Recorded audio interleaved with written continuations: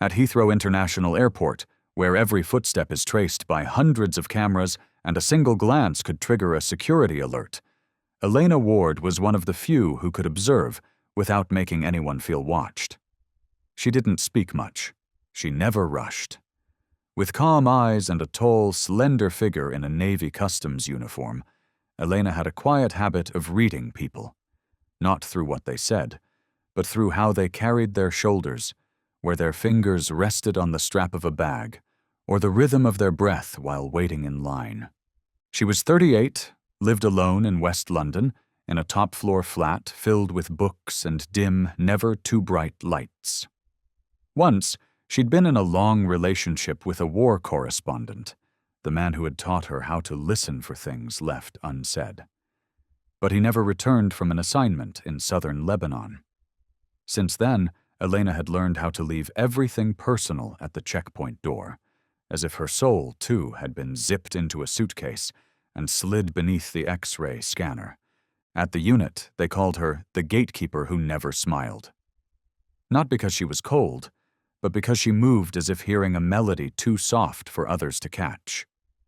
A younger officer once joked, "If this airport were a piece of music, Elena would be the low note keeping it all together." In 12 years at Heathrow's border force, she'd never been complained about, never made a single mistake. She avoided social media, never touched hard liquor, and didn't go out after 10 p.m., unless she had the night shift. The only one who ever made her break those quiet little rules was a dog she didn't choose. But who chose her? On the day everything began, Elena walked into her final shift of the week with the same composure she always carried.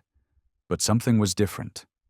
There was a strange stillness in the air, something that clung to the long, fluorescent-lit hallways like breath held just a second too long. As if the whole airport was waiting for something it didn't yet know how to name. Coda was not the kind of dog you'd call baby or sweetheart. He didn't wag his tail when touched, nor bounce with joy when seeing someone familiar. He stood, still straight, watching, like a living antenna, tuned not to sound, but to feelings, always scanning for a ripple in the illusion of normal. Like Elena, Coda disliked being touched without reason. And like her, he carried a past no one could fully unravel. Some said Coda had been trained at a military facility near the Welsh border, the kind where only the most instinct-driven dogs were kept after 3 brutal rounds of elimination. Among dozens of Malinois that went through the selection, Coda was the only one who never flinched at a shouted command, never stole food, and never disobeyed, not even once. And that, they whispered, was exactly what made him unsettling. No one quite remembered who signed off on transferring Coda to civilian customs, but rumor had it, "That dog's too quiet, not fit for war zones, but he'll hear what no scanner or radar ever will." And he did. In 3 years at Heathrow beside Elena, Coda had exposed 14 illegal entry attempts, 3 chemical drug smuggling operations disguised as cosmetics, and once even found a rare turtle egg hidden in a baby formula container. Every single time, he barked only once. Never frantic, never loud, just right on time. Elena had always believed there was something in Coda's eyes that made people instinctively look away. It wasn't aggression. It was depth, as if he knew more than any dog should. One rookie officer had once said, half joking, "That dog's like a retired soldier in a 4-legged body.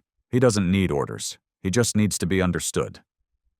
In the unit's operational logbook, Coda was the only dog who had never disobeyed a command, never caused confusion, never breached protocol. And maybe that was why, on that night, when he suddenly lunged forward, barking loud and refusing the command to stand down, Elena knew. It wasn't a lapse of control. It was something real, something wrong. Heathrow at night had its own rhythm, slower but no less tense. When the shutters of the duty-free stores rolled down and the staccato clicks of high heels began to fade across the polished tiles. Those left in the immigration zone understood. They were standing on the edge of the day's final breath. Overhead, a digital display blinked in quiet blue. Flight KE-907, inbound from Seoul, landed. 23:27, 42 minutes behind schedule. Elena looked up at the board by instinct. Nothing unusual for Asian flights, weather, air traffic, or just the domino effect of delays across distant terminals. But still, there was something. A silence that stretched too tight. Night shifts were always short-staffed, but tonight, Terminal 3's international arrivals area was nearly hollow. The two luggage scanners sat idle, humming gently with the breeze from a vent. The officer at Desk 6 had one headphone in, tapping lazily on his touchscreen with a single hand. A cup of tea sat beside a stack of forms, steam rising in no hurry.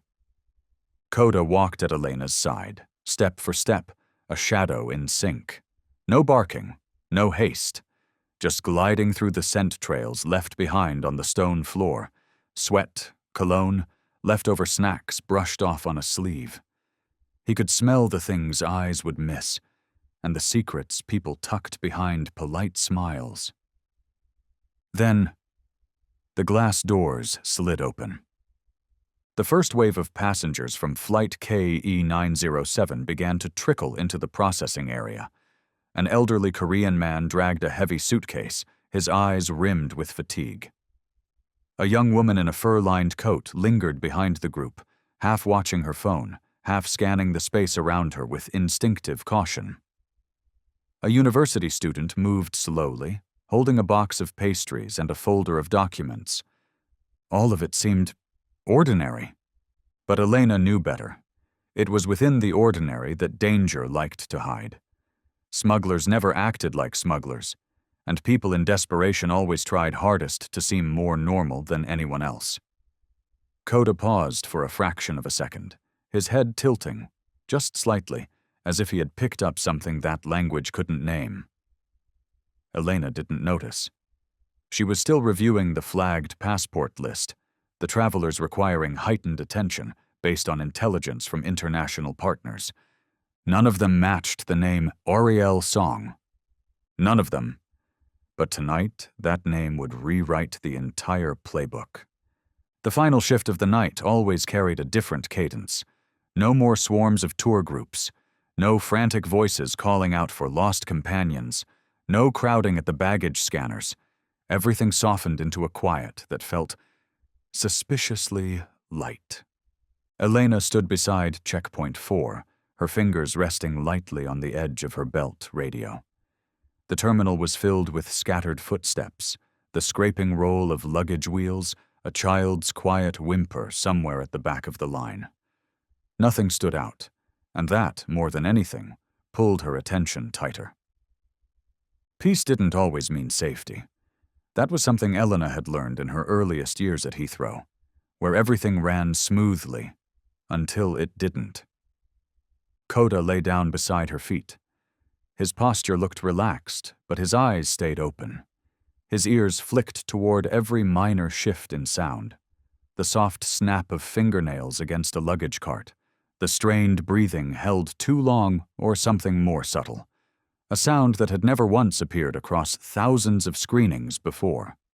A British man in a sharp blue suit passed by and smiled at her. Elena returned a polite nod, her gaze fixed on his hands. An older Vietnamese woman shuffled forward with a luggage trolley, her face kind, but her eyes flickering with something heavier, as if what she carried wasn't just gifts for grandchildren, but a decision not yet resolved. A short, uneven cry rang out from the end of the line, a child's voice, not loud, not persistent, but offbeat. Elena lifted her head. Coda was already on his feet, head turned, alert. Nothing was visibly wrong. No one panicked, yet from that strange quiet, something unseen stirred beneath the surface. She stepped out from behind the counter, heading toward the baggage scanner near the manual screening bay. Coda followed. No hand signal. None needed. They had done this together hundreds of times, in hundreds of different circumstances. And one thing was always constant: absolute trust. The air inside the terminal seemed to shift colder, or perhaps it was only the sensation that slipped through clothes and minds alike, settling inside those who remained awake at this hour. A kind of cold that didn't come from temperature, but from premonition. Outside, the drizzle over London tapped steadily against the glass dome ceiling. And in that moment, Elena had no way of knowing that within minutes, everything she had ever trusted about protocol was about to come undone. And the first crack in that order would come from a single bark. She arrived like any other passenger, neither late nor rushed, and careful not to draw attention. Her black hair was tied neatly at the nape of her neck. A thick ash-gray coat draped over a pale cotton dress, and simple sneakers carried her quietly across the polished floor. Her left hand pushed a navy blue stroller. Her right arm clutched a large over-the-shoulder bag, slung tight and heavy, more so than it should have been. Ariel Song. Her name didn't appear on any watch list. South Korean passport. Boarding pass, valid. Declared reason for entry. Visiting family, researching immigration options. Everything was smooth. So smooth, it felt rehearsed. But Kota didn't read files. He read something else. The moment the woman stepped into the screening lane, Kota stopped in his tracks. It wasn't her scent. It was the way she moved. Elena was still inspecting the documents of the passenger in front of her, but the subtle pull on the leash made her glance sideways. Ariel's grip on the stroller handle was too tight. Her fingers had turned pale from squeezing. Her head was tilted down, but her eyes flicked left to right, too quickly, too mechanically. She wasn't observing. She was calculating, looking for exits, not directions. And most telling of all, she avoided every pair of eyes in the room, especially the uniforms. Kota stepped half a pace forward, ears rigid, nose sampling the air in tiny, focused bursts. Elena instinctively tightened the leash, but he didn't step back. He stood frozen, eyes locked on the young woman as she slowly pushed the stroller closer. The child inside stirred softly, let out a short cry, then fell quiet again. Ariel leaned down to soothe the baby, but the motion lacked warmth. It was practiced, performed, like a gesture learned from watching someone else. Elena quietly unclipped the small notepad from her belt and made a note. Subject: female, East Asian descent, anxious behavior, avoiding eye contact, white-knuckling stroller. Still, Kota hadn't barked, but Elena felt it. He was holding a breath, like a drawn bowstring, waiting. It all unfolded in under 3 seconds. Ariel was just steps from the checkpoint now. Elena was preparing to greet the baby, as she often did with families, an instinctual act of kindness. But Kota didn't wait. No command was given, no tug of the leash, only a faint growl, low, sharp, barely audible, before Kota launched forward. The first sound was a single bark, sharp and clean, like a blade slicing the air. It wasn't loud. It wasn't frantic. It was a declaration. Danger. Then he lunged.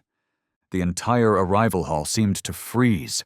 Elena's head whipped toward him, startled. Her hand flew to pull the leash back, but it was too late. Kota had already passed the reach. The leash slipped from her grasp, uncoiling like it had been calculated. The Malinois surged past 3 passengers, sprang onto the edge of the stroller, both front paws landing squarely on the safety bar, and thrust his head toward the thick navy blanket covering the child inside. Ariel screamed. It wasn't the kind of scream that came from being startled by a dog. It was something deeper, more primal. A broken cry torn from the pit of her chest, laced with a fear that had been buried for too long. Elena couldn't make out the exact words, but she felt the shift instantly, a chill spreading down her spine like ice water. The woman wasn't reacting like someone under attack. She was reacting as if something terrible had just been confirmed. A passenger behind them stumbled backward, dropping a suitcase that hit the floor with a loud thud. A child started crying, louder and more frantically now. A man tossed his backpack aside and dropped to his knees. In moments, the terminal was spiraling into chaos. The alarm system kicked in with a sharp whine, sweeping through the checkpoint like a storm. But inside Elena's head, only one thought rang out with painful clarity. Coda had just broken protocol. For 3 years, he had never done this, never lost control, never left his position, never deviated, not even by half a step. And the first time it happened, it was with a woman and a baby. Elena rushed forward. She didn't look at the crowd or respond to the voices buzzing in her earpiece.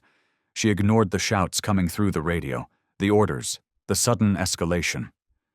Her focus narrowed to a single point as she reached out and grabbed Coda's collar, pulling hard. "Coda, back!" she commanded. But Coda didn't move. He didn't growl. He didn't resist. He stood there, body trembling like a drawn bowstring, his eyes fixed on the stroller.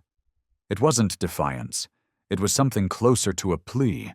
He was waiting for someone to see what he already had. Then the second bark came. This one was louder, longer, and fractured like an emergency siren. He was no longer warning softly. He was declaring it, openly and without hesitation. The bark cut through the terminal, and instantly, things fell apart. In the distance, a man tried to push through the barrier, waving his suitcase over his head and shouting. 2 parents rushed to pull their child back, both repeating the same question in rising panic. "Is it a bomb? Is it a bomb?" The internal security alarm changed tone. 2 short beeps followed by 1 long, signaling a level 2 threat. A coordinator sprinted across the floor, shouting into her radio, calling for immediate camera focus on Sector D and confirming Code Red status.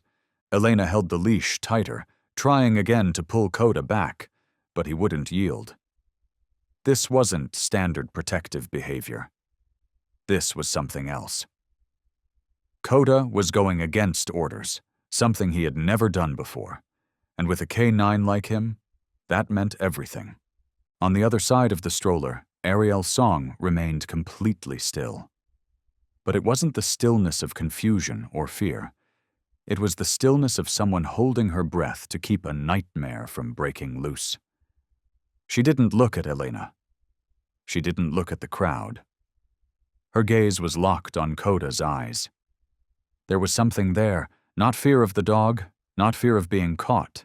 It was fear of being seen, of having the truth dragged into the open. "What's going on?" The voice of Supervisor Daniels cut through the tension. He approached quickly, 2 conflict response officers at his side. His eyes flicked across the scene, analyzing every detail in a heartbeat. Coda reacted strongly. "No prior indication," Elena answered calmly, though her pulse was racing. Her hand remained firm on the dog's collar. "Female passenger, stroller, high anxiety behavior. Coda is locked on the infant. He's refusing to stand down. Reaction level? Level 3. Barking. Physical proximity breach. No attack posture." Daniels turned his attention to Coda. The dog was still as stone. He hadn't moved, hadn't panted, hadn't broken his stance. It was the posture of a predator, but not out of instinct. It was out of duty. "Ward," Daniels said, his voice lower now. "You know the regulations." Elena nodded. She knew them well. Any disobedience from a K9 officer had to be documented and reviewed, and depending on the outcome, could lead to suspension. But as her eyes remained fixed on the dog beside her, one truth rose above the rest. In 3 years, Coda had never been wrong. Not once. Now it was Elena, the one who knew Coda better than anyone, who faced the decision. To follow the procedure as written, or to trust the gaze of a creature who had never once lied to her. Not in all the years they had worked side by side. She could feel her heart pounding against her ribs, each beat louder than the last. She inhaled slowly, trying to steady herself. Coda had stopped barking, but his body remained taut, every muscle drawn tight. His eyes were still locked on the stroller just a few feet away. Ariel Song didn't move. She clutched the strap of her oversized bag like it was the only thing anchoring her. Her mouth was pressed into a firm, pale line. Inside the stroller, the baby boy, no more than 8 months old, shifted gently in his sleep, occasionally stirring beneath a pale blue blanket that looked too thin for the coldness gathering in the air. Daniels's voice came quietly but clearly. "Elena, check it." The moment stretched. Every movement felt heavy, suspended, as if time had slowed around them. Elena stepped forward. She put on her gloves and leaned over the stroller. It was a basic model, older, with some wear along the wheels. Her eyes briefly rested on the boy's face. He had long eyelashes that fluttered with each breath. His mouth was slightly open. She caught the faint, sour scent of milk clinging to his collar. He was so small, too small to be anywhere near this kind of moment. Elena lowered her hand and began to peel back the cover. The first layer was just the blanket, folded with care. Then she touched the mattress. It wasn't thick, but it was unexpectedly heavy. Under the fluorescent lights, a slight bump revealed itself, something just beneath the surface. Her heartbeat faltered. She slid her hand beneath the padding. Even through the glove, the cold of metal seeped through. It was solid, hard, unmistakable. She didn't need to guess, she already knew. Elena glanced at Daniels. He gave a single nod, his face unreadable. With her free hand, she reached for her utility knife and carefully made a small cut along the edge of the mattress, just enough to reveal what was hidden inside. It was a Beretta M9. The handgun lay directly beneath the child's back. No wrapping, no safety case. The safety was still on, but the magazine had been loaded. It was real, and it was ready. For a moment, it felt like all the air had been sucked out of the hallway. Elena took a step back. Her voice was low but steady as she reported, "It's real. Beretta, chambered, and loaded." Daniels acted immediately. He raised one hand to signal. Within seconds, the 2 security officers closed the gap around Ariel. She didn't resist. She didn't run. She simply collapsed into herself, her shoulders falling like a leaf losing its hold. Her voice came out as a whisper, so soft it almost vanished. "Please don't scare him. Please!" A medical responder rushed in. Despite the trembling in her hands, Elena crouched again and carefully checked the baby. His breathing was stable. No injuries. But his skin felt cooler than it should have, probably from lying against cold steel for too long. Then, at last, Coda sat down. There was no more tension in him, no more urgency, no aggression. He simply looked at Ariel, not with anger, not with judgment, but with something quieter, something deeper. It was as if he were saying, "I understand why you did it, but I had to protect the child."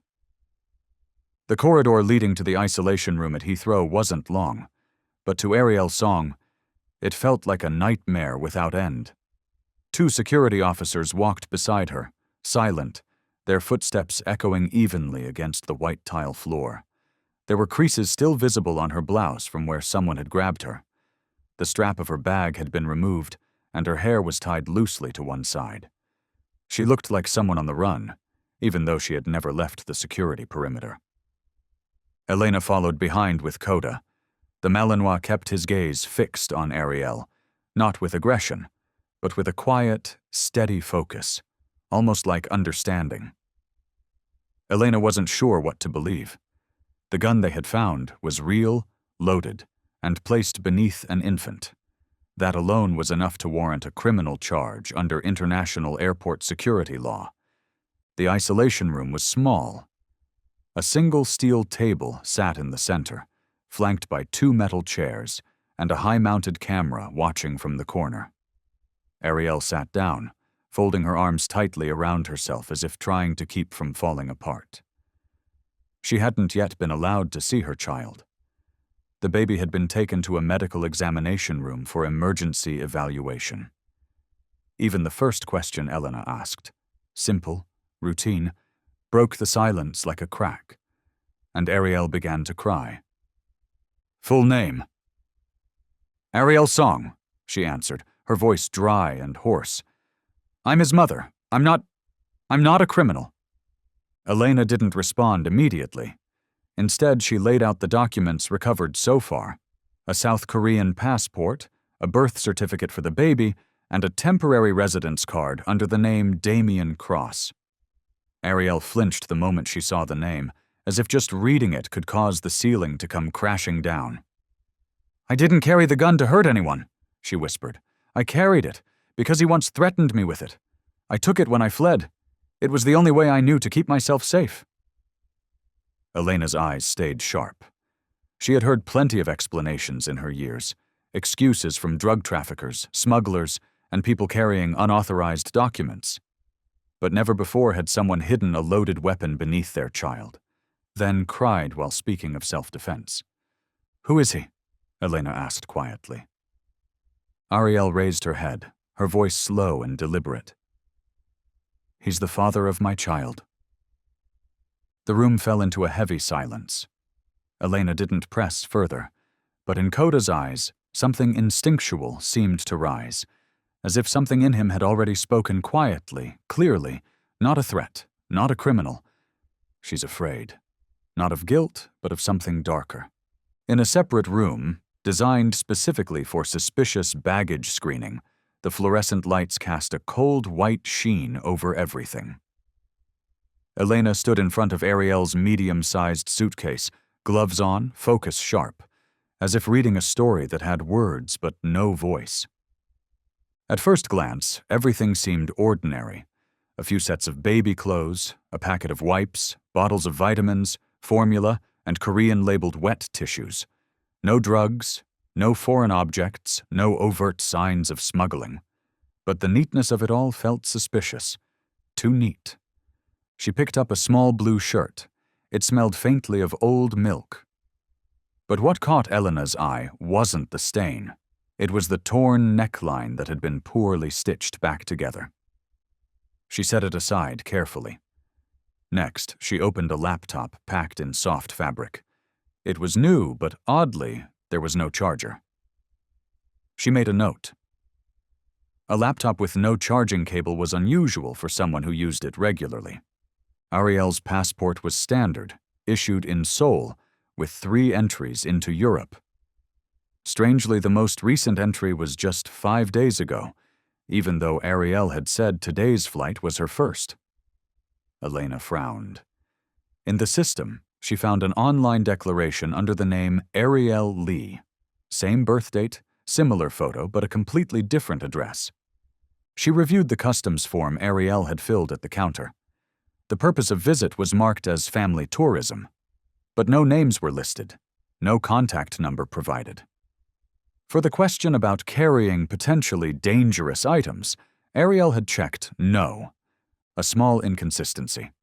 But in Elena's line of work, even a small inconsistency could turn into a knife pointed inward. She turned to the handheld inspection board and examined the luggage more closely. At the base of the suitcase, a pocket had been sewn shut. Elena cut the stitching.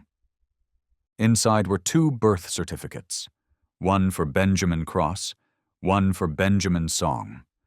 Both listed the same date of birth, but the signatures in the mother's section were completely different.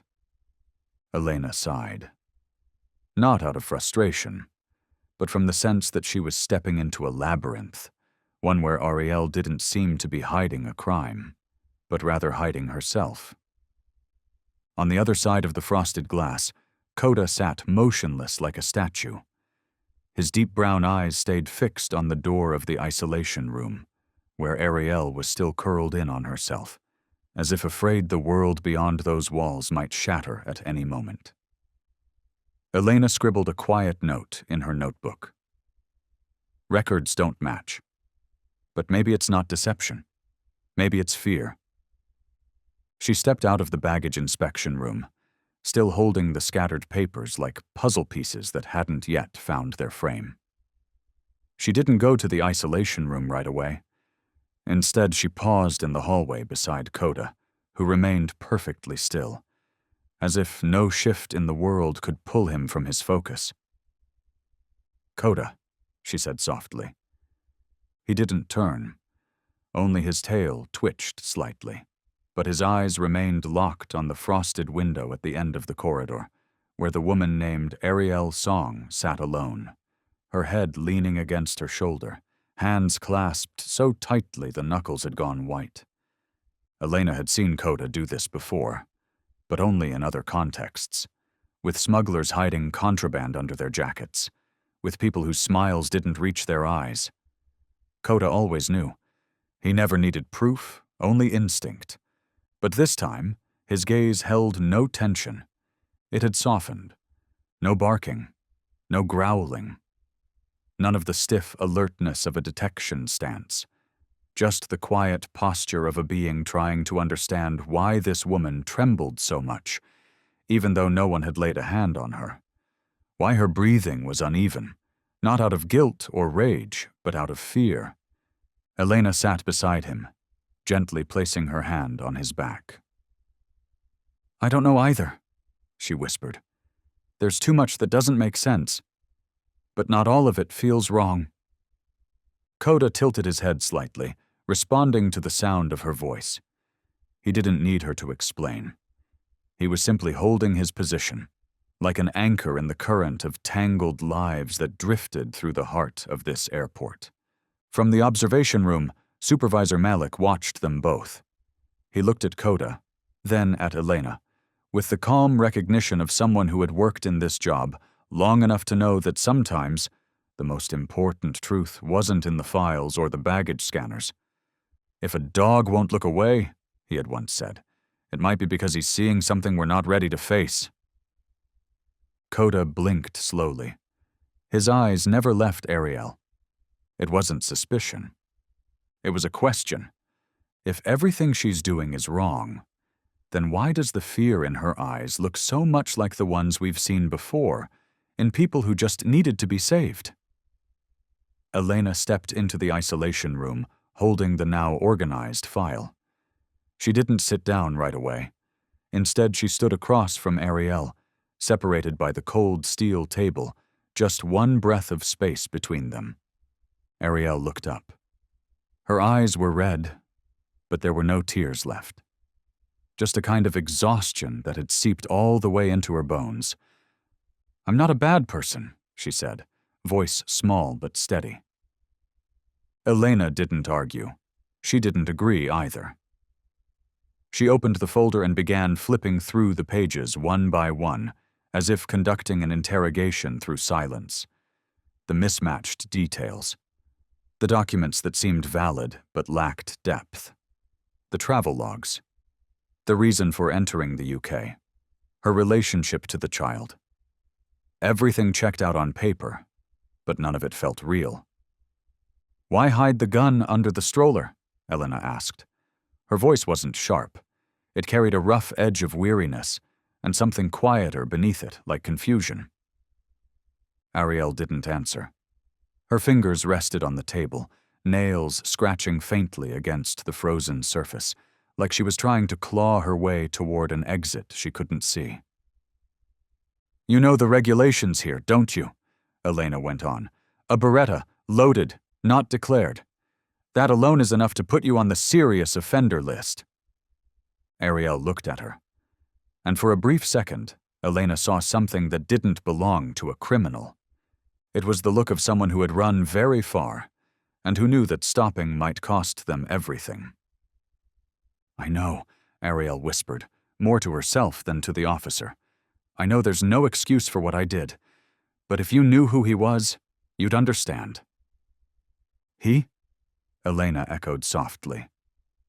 Ariel fell silent. Not another word. Elena closed the file. She stood up and left the room without saying anything else. The door clicked shut behind her like a long exhale. Coda was still waiting in the hallway. He looked up at her, his eyes full of quiet questions, not about rules or protocol, but about feeling. Elena didn't respond right away. She leaned back against the wall, eyes drifting toward the frosted glass window that looked into the room where Ariel still sat. Not resisting, not fighting, just silent. The kind of silence that made people wonder. If she were truly a criminal, then why were her palms bloodied from gripping the chair so tightly throughout the questioning? There was no clear answer in the documents. Only a vague but growing instinct in Elena's mind, sharp, cold, and difficult to ignore. Was this a criminal, or a woman risking everything just to survive? The interrogation room was small, its fluorescent lights casting a cold glow across the polished steel table. Elena sat across from Ariel but didn't speak right away. She let the silence settle for a moment, the way someone might wait for a lake to still before trying to see the bottom. Ariel kept her head down. Her hands were clenched together, fingers constantly rubbing against each other, as if trying to erase some invisible ink left on her skin. On her left wrist, Elena noticed a faint red mark, barely visible, like the trace of salt after old bindings. It wasn't enough to file a report, but it was enough to plant a seed of doubt. "Would you like some water?" Elena asked gently, her voice soft as breath. Ariel shook her head. Her dark hair fell forward, covering most of her face. But Elena could still see her eyes beneath the strands, eyes that belonged to someone cornered. Not panicked, not pleading, just tired in a way that settled deep, like dust on doors that had not been opened for years. Elena had seen that look before, years ago, at the refugee camps along the Polish border. In a young Ukrainian woman clutching her infant tight inside a torn jacket, waiting her turn to be examined for bruises she didn't have words to name. But Ariel was not in a refugee camp.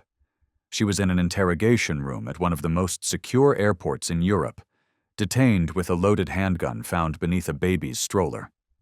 And that made everything harder to reconcile. Elena watched closely. She didn't miss a thing. The way Ariel flinched slightly when the door clicked shut, the subtle twitch in her eyes whenever Coda's shadow moved past the hallway window, the way she avoided even unspoken questions that hung thick in the air. There was fear, yes, but not lies. Elena had handled hundreds of cases. Lies had a scent, a rhythm. They came with a faint tremble rehearsed too many times. Ariel didn't have that. Her fear wasn't performed. It breathed. It pulsed, like someone who had spent nights sleeping with a knife under her pillow. A fear with no name, only reflex. "Are you ready to talk?" Elena asked, finally meeting Ariel's gaze for the first time since the investigation began. Ariel looked up. And this time, her hair didn't hide her face. In that moment, Elena didn't see a suspect. She saw someone waiting for another human being to be patient enough to listen, before every word disappeared into silence. Ariel gently touched the glass of water Elena had placed in front of her, but she didn't drink. Her fingertips moved slowly along the rim, as if trying to trace some buried memory etched in the glass. "Elena," she said at last, her voice hoarse and trembling, like a door creaking open after a long storm. "If I tell you everything, will you believe me?" Elena didn't answer immediately. She met Ariel's gaze, neither confirming nor denying, just leaving the silence there, like a space that said only one thing. Go ahead. Ariel gave a small nod, then took a deep breath. The first breath of a story no one ever wants to tell, but that becomes heavier the longer it's held inside. We met in Cardiff, she began, at a defense technology expo. Damien Cross was a security consultant for a private firm. He used to serve in special forces. Elena jotted a few notes but didn't interrupt. At first, he was kind, gentle. He knew how to make people feel safe. Ariel paused, her lips trembling slightly. Until that so-called safety became a form of captivity. She described the early years, the hourly check-in calls, the cameras installed in the kitchen, the bedroom, even on the car seat. Every action had a reason. I'm worried about you. I just want to make sure you're safe. She used to believe that was love. Then one day, the language changed. It shifted from "you forgot" to "you betrayed me," from "where are you going" to "you think you can run from me?" Ariel lowered her head, her voice sinking like dusk creeping into a window. The first time he hit me, I didn't cry. I just went quiet. It was like my body didn't belong to me anymore. Elena tightened her grip on the pen. I reported him once, Ariel said. He had friends in the system. They came and left. No one asked if I was okay. She closed her eyes. Then I got pregnant, and it got worse. He controlled how I held the baby, how I fed him, how I changed his diapers. He said, if I left, our child would grow up without a mother. Not because I'd be dead, but because he'd make the courts believe I was unstable. And I believed him, because I'd already seen him do it. The room fell still. Elena stopped writing. Outside the frosted glass, Coda lifted his head, as if he too heard the voice of a mother describing how she'd been turned into a shadow of herself.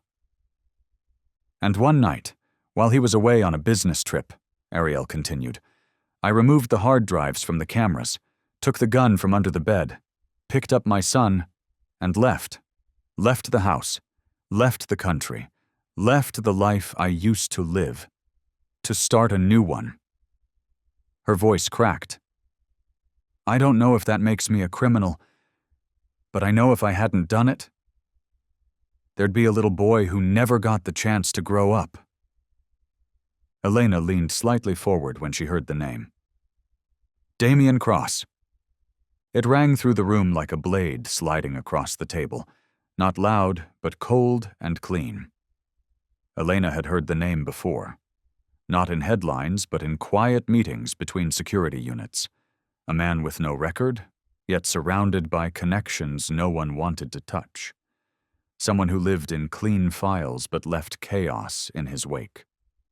Ariel noticed the change in Elena's eyes, and nodded. That's who he is. Wealthy? Elena asked quietly. Wealthy but discreet, owns shares in a private security firm, ties to defense contractors, ex-SAS. He knows how to disappear if he wants, and he knows how to make people disappear if he needs to. Her voice grew tight. He once said, the law belongs to the ones who can afford to rent it. And I believed him, because I watched him make a domestic violence report disappear in less than 24 hours. Elena leaned back slightly, a chill running along her spine. You said you reported him to the police. Twice, Ariel replied. Her eyes drifted, as if staring into a place that was both distant and cruel. Once in Cardiff, once in Bristol. Both times the result was the same. He was invited in for a coffee, and I was the one referred for a psychological evaluation. The most skilled manipulators are the ones who make their victims doubt themselves, Elena murmured, more to herself than to anyone else. Ariel looked at her, eyes quietly grateful that she didn't need to explain further. After I gave birth to Caleb, nothing was about me anymore, she said. He installed a camera in the nursery, controlled the medical records, the vaccination schedule. I couldn't take my son anywhere without being asked why. I had no friends, no social media. He called it protecting the family. Elena exhaled, her hand drifting to the edge of the file folder, searching for a sense of grounding. And that's when you decided to leave. No, Ariel corrected. I decided not to let my child grow up believing that control is love. I didn't want Caleb to learn that his mother was always silent, always apologizing, always bracing just to survive another day. Outside the room, Coda still sat quietly, his ears tilted toward the door, as if he too were listening, hearing every word, every fear being unwrapped in the air. Elena gave a slow nod. The name Damien Cross was no longer just a suspicion. He was the epicenter, the shadow Ariel was running from, not out of weakness, but out of the need to survive, and to give her child a chance to live a different life. Elena didn't write anything else in her notebook. It was time to listen more than question. Ariel sat in silence for a long moment before looking up. Her voice was soft, steady, like someone reciting a nightmare she had lived through too many times to forget. I used to wake up in the middle of the night, from the sound of a door opening without footsteps.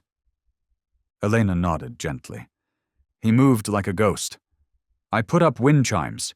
I installed my own cameras, changed passwords, and then he made me take it all down, said I was paranoid. Some nights, I believed him. Ariel gave a dry, hollow laugh, the kind of smile that carried no light. One time I said the wrong thing, just one sentence about dinner. He stared at me for 3 minutes without blinking. Never laid a hand on me, but I shook the entire night. Elena recognized the pattern. Not the bruises, not the forensic evidence, but the details, those tiny fragments of memory only someone who had lived in fear could remember with such clarity. Have you ever lost track of time in your own home? Elena asked gently. Ariel nodded. I once stood in the kitchen and couldn't remember why I was there, or what I'd been doing 10 minutes before. Elena said nothing. She scribbled a brief note.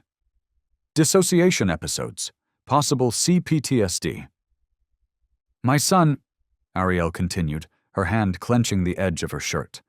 I've woken Caleb up in the middle of the night, just to make sure he's still breathing. I know I shouldn't. But after the night, Damien took him outside because he cried too long. I haven't been able to sleep deeply since. Outside the window, the light from the arriving flight from Seoul blinked steadily. Coda remained at his post, still unblinking, as if standing guard not just over the airport corridor, but over the memories pouring from the woman seated before Elena. PTSD doesn't always come from war, Elena said, as if to keep Ariel from feeling alone with a diagnosis not yet spoken aloud. It can also come from battles no one sees, where the battlefield is your home and the enemy sleeps beside you. Ariel let out a long, quiet breath, as if something invisible had just unclenched inside her. At the end of the interview, Elena made no formal statement, no conclusions. But in the final glance she gave Ariel, something had shifted. She no longer saw a suspect. She saw a mother, a survivor, someone still learning how to breathe again, after years of holding herself together just to make it through the day. Ariel sat at the edge of the chair, her hands resting lightly on her knees. Her posture was steady, deliberate, an effort to appear calm. But her eyes told a different story. Fear still pulsed through every breath she took. Elena sat across from her and placed a glass of water between them. She didn't rush with questions, didn't accuse. She simply allowed the silence to linger, long enough for the defenses to slowly unravel. Ariel spoke first. Her voice was hoarse, worn thin like something that had been swallowed too many times before. I'm not a criminal. Elena gave a small nod. I'm trying to understand. That gun, Ariel paused, swallowing hard. It wasn't to kill anyone. It was so that if he found me, I'd have a few seconds to run. Not to shoot? Elena asked gently. No, Ariel shook her head, firm and clear. I never even took it out of the holster. I don't know how to use it. I'm terrified of the sound it makes when you rack the slide. She gave a short, brittle laugh, a sound that broke apart in her throat. I almost threw it away. I stood at the living room window with it in my hand. But then I thought, if I die, maybe someone will find it and know I tried, that I was trying to protect my child. Elena studied the woman in front of her. There was no panic now, only exhaustion. Where did you get it? She asked, her voice soft. From his locker. Damien has about 10 guns. He keeps them in different places around the house, but I only took the smallest one, the one he carried most often. I thought, if he noticed it missing, at least he'd come looking. He wouldn't tear apart wherever I was hiding. Not right away. Ariel lowered her head, eyes wet with tears she hadn't yet let fall. There was only one place he never touched, the stroller. He always said taking care of the baby was a woman's job. He never changed a diaper, never held Caleb for more than 10 minutes. Elena tightened her grip around the notebook in her hand. What Ariel said didn't come from any official criminal psychology training, but it was some of the most truthful testimony she had ever heard. That's why I put the gun there, Ariel whispered. If he came, and I couldn't run, at least I could distract him, or scream, or do something, anything, so Caleb could live. Elena still didn't speak, but her expression had shifted. She no longer wore the face of an officer enforcing a rule book. Now she was simply a woman, listening to another woman describe a fear that had no name. Ariel straightened just slightly, as if speaking the truth gave her a fragile kind of momentum, something to push back against the years of weight she had carried alone. The stroller was the only place I knew. He'd never touch, she said, her hands twisting in her lap, fingernails pressing into her palms until her skin turned white. Even when he was furious, Damien never once bent over that stroller. Elena tilted her head, slowly noting the detail. But she didn't need to write it down. She would not forget it. Ever. Ariel continued, her voice strangely steady. When Caleb was 3 months old, I left him in the living room while I cooked. Damien came home, heard him crying. Instead of picking him up, he kicked the base of the stroller and said, "Don't let that thing ruin a man's space again." A silence fell between them, heavy and raw. Elena looked up. "You're sure he never checked?" "I'm sure," Ariel replied without hesitation. "He saw the stroller as mine, like my makeup drawer or the diaper bag, things that didn't belong in his world." Elena inhaled slowly. It was a strange psychological mechanism, but it made a frightening amount of sense. Damien's rigid idea of gender roles had, unknowingly, created the one place where Ariel felt her secret could be safe.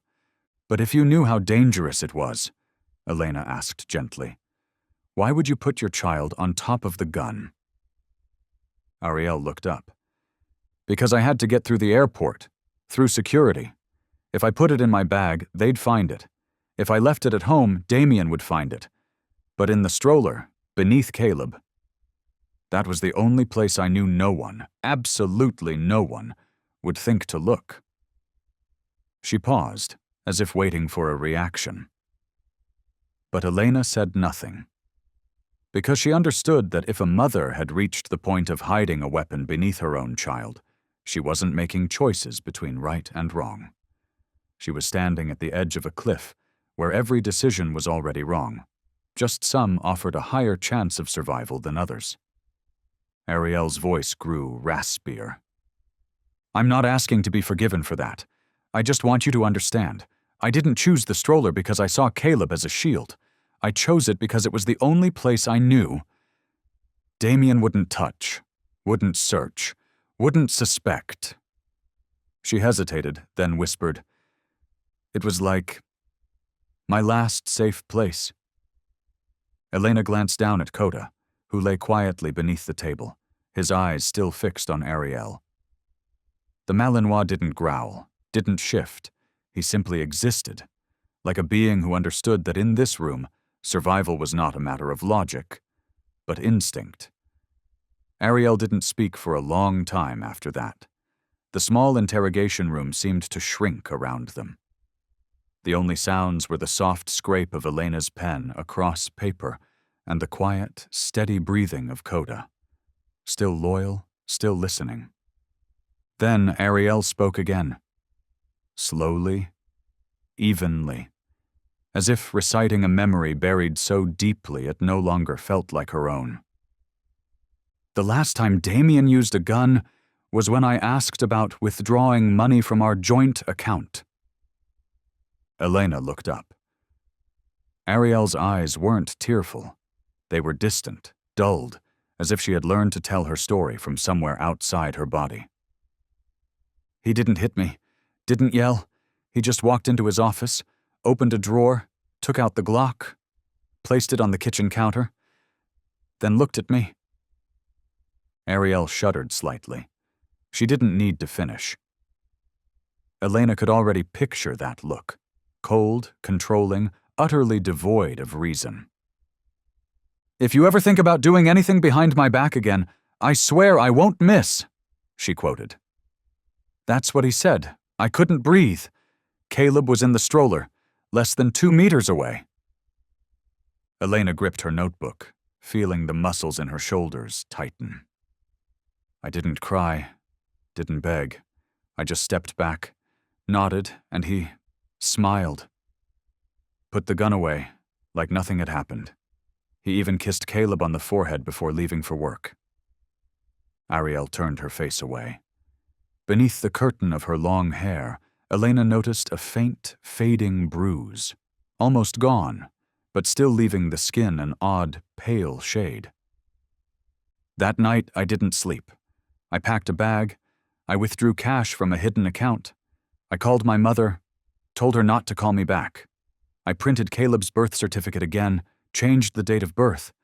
I knew what I was doing was illegal. But for the first time, I understood that if I didn't leave, my son would grow up between guns and threats, or worse, he wouldn't grow up at all.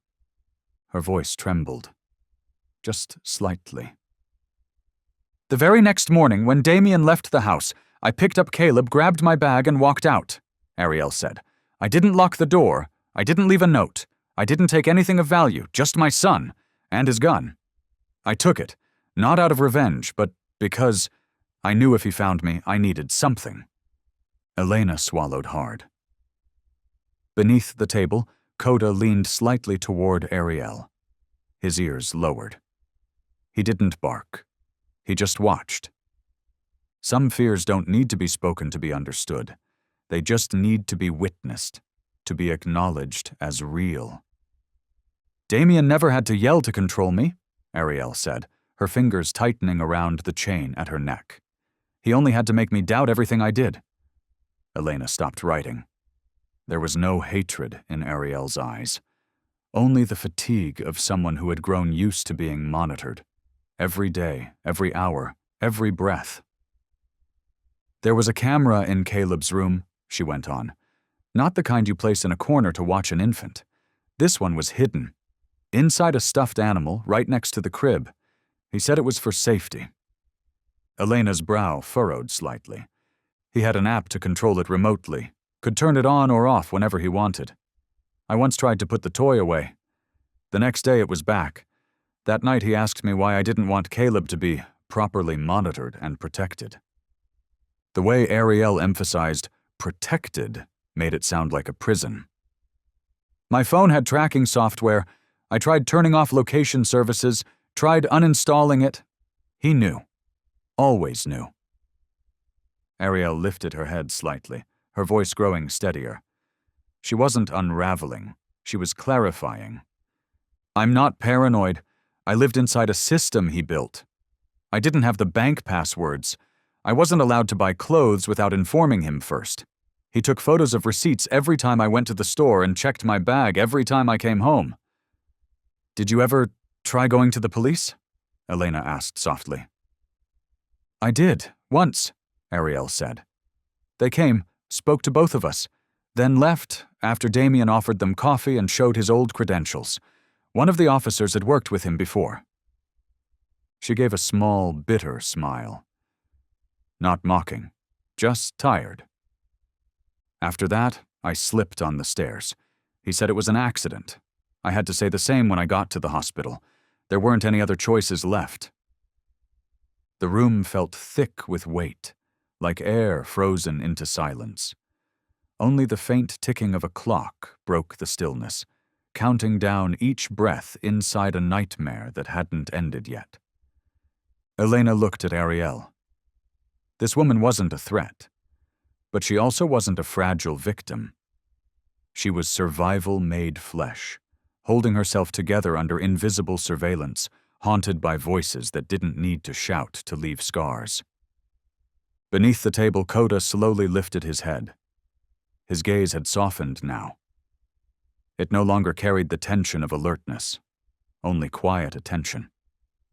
As if he, too, understood that some people only begin to truly live when they find the courage to escape a cage, no matter how polished, respected, or laced with sweet-sounding lies. The long, empty hallway at night felt like a slow-motion reel of a surveillance video. Everything was still, except for the faint green blink of the security LEDs following their programmed rhythm. Elena was reading through Ariel's written statement on the screen, while Coda lay by the door, his head resting on his front paws, eyes gently narrowed as if drifting. Then, without warning, Coda snapped upright. The way he shifted from calm to full alert was something Elena had come to read with absolute clarity. They had worked through hundreds of patrols together. And she knew, without the need for a sound, that this sudden stillness meant something. Something was wrong. What is it, Coda? She asked, closing the tablet and walking over. But there was no bark, no growl, just tension, tight as a drawn wire. Coda was frozen in place, the slightest tremble visible in his hind legs. His eyes were fixed on a man stepping past the arch of the airport's internal security checkpoint. The man wore a fitted black suit, carried a compact travel case, and had a beanie pulled low over his forehead. A humanitarian-looking badge hung from his neck, something resembling a global NGO or peacekeeping organization. Every step, every gesture was textbook, rehearsed to perfection. But Coda wasn't looking with a human's eyes. He was sensing with a loyal dog's heart. And that heart was screaming in silence. Something was wrong. Deeply wrong. Who just came through? Elena followed Coda's stare, her hand instinctively resting on the leather holster at her side. The security monitor showed a close-up of the man's face. And for a moment, Elena felt a flicker of something she couldn't ignore, Ariel's voice, echoing in her memory, talking about a man who never showed up without a purpose. Coda began to growl, low, controlled, the first tremor before a coming storm. The automatic doors to the secure area slid closed behind the man. He was tall, broad-shouldered, wearing a slate-gray overcoat that clashed oddly with London's mild April weather. His hair was trimmed in a military style. His jawline was firm, his nose straight, and his eyes scanned the surroundings like a laser grid. It wasn't his appearance that made him memorable. It was the deliberate coldness, the practiced blankness. Coda changed posture again, from alert to ready. His whole body seemed charged with quiet energy, as if a low-voltage current pulsed from his paws to his spine. His ears stood straight. His gaze never wavered. Elena didn't even need to speak. She felt the shift through the leash in her hand, an instinct built from years of silent trust between handler and dog. The man presented diplomatic credentials. Everything was in order. His name, according to the ID, was Charles Darrington, an officer from the Department of Defense Cooperation en route to Washington. But something was off. Elena couldn't articulate it. It was a sensation, a fraction out of place, like a puzzle piece that almost fit, but didn't. Then his eyes swept past hers, cold, blank, and she froze. Because in that glance, she remembered what Ariel had said. He never yelled. He just stared. Stared until I apologized, even when I hadn't done anything wrong. A stare that bent people without touching them. A presence that made you forget yourself, that compelled you to shrink beneath an invisible weight. Elena drew a slow breath, her eyes tracking the man as he walked through the checkpoint. Passport, diplomatic badge, carry on, everything by the book, too perfect.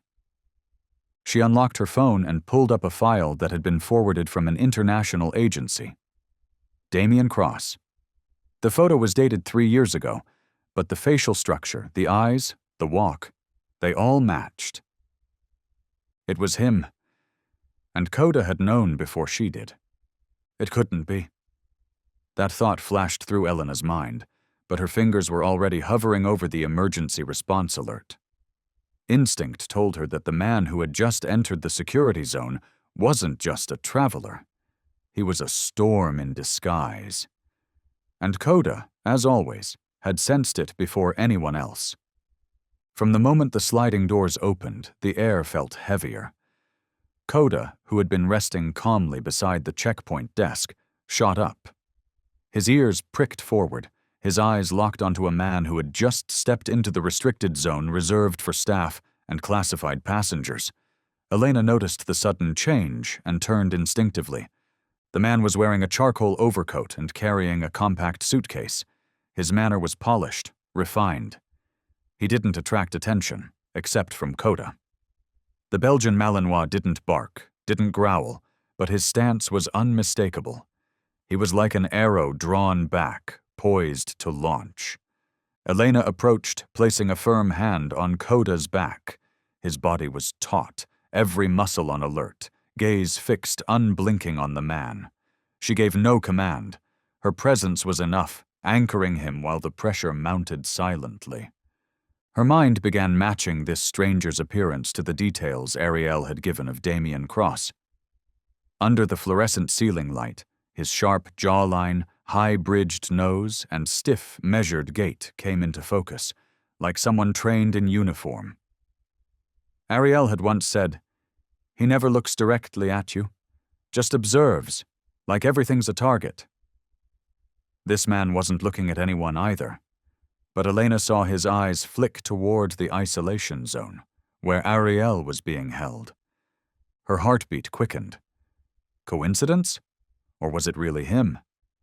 Damien Cross, ex-military, a man of influence, and now a predator pursuing his wife and child as if they were prey. Elena moved toward the control desk, discreetly signaling for the cameras to zoom in on the man. Coda remained still, unmoving, every muscle charged. One wrong step from the stranger, and he would explode forward without hesitation. The man handed over what looked like a diplomatic passport. "Name's Daniel Crow," he said smoothly to the officer on duty. His voice was calm, his smile faint but practiced. The passport bore the seal of a small European nation, complete with diplomatic credentials. "I'm a security attaché. I've been granted clearance to provide legal counsel to a detainee." The young officer hesitated. The documents appeared legitimate. The seals looked real, but something about the moment made him glance over at Elena. "Officer Elena, there's someone requesting access to the isolation zone," he said quietly. Elena took the passport in her hand. Signature, watermark, embossing, everything checked out. Yet her gut told her the opposite. And Coda, whose instincts had saved more lives than she could count, hadn't eased. "Hold him here," she said calmly. "I need to verify this with command." The man offered a slow smile. I understand. But you do know that denying access to someone holding a diplomatic passport is a serious matter. And more serious, Elena replied, her voice steady, is allowing someone into a place where they absolutely don't belong. She turned away. And Koda, without being told, stepped forward and placed himself between the man and the corridor leading to the isolation ward. The first sound was barely audible, a low, broken growl rising from Koda's throat. Elena felt it like a shift in pressure. She knew every phase of Koda's behavior: focus, alert, evaluation, defense. But this growl wasn't trained. It came from somewhere primal. Damien Cross, still wearing that patient smile and never quite settled gaze, began walking toward the restricted doors. A young officer stepped up. "Excuse me, sir. Do you have clearance to proceed?" "Absolutely," Damien replied, producing a sleek black wallet. Inside was a diplomatic identification card embossed with the coat of arms of a small, scarcely recognized Eastern European nation. The young officer hesitated. It wasn't the first time someone with high-level clearance had passed through without full inspection. But then, Koda barked. It wasn't the growl they'd heard earlier. This was a full-throated eruption, deep, resonant, and commanding. It echoed through the corridor like a verdict, not a warning but a decision. Heads turned. A passenger nearby gasped and dropped her suitcase. The officer standing in Damien's path flinched. Elena was already moving, cutting across the hallway as her heartbeat synced with the urgency in her steps. "Stop him!" she shouted. "No one goes into the isolation zone right now!"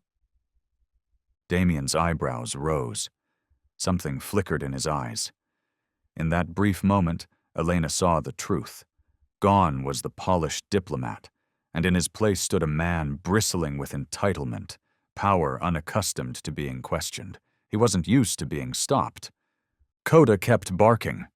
Again and again, a relentless rhythm that split the thick air between them, refusing to give ground.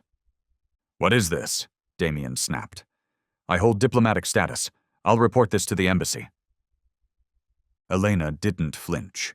She signaled two other officers to close in, then fixed her gaze on the passport control clerk. Her voice was even but firm. "Verify that diplomatic ID right now." The moment stretched thin, like a cord ready to snap.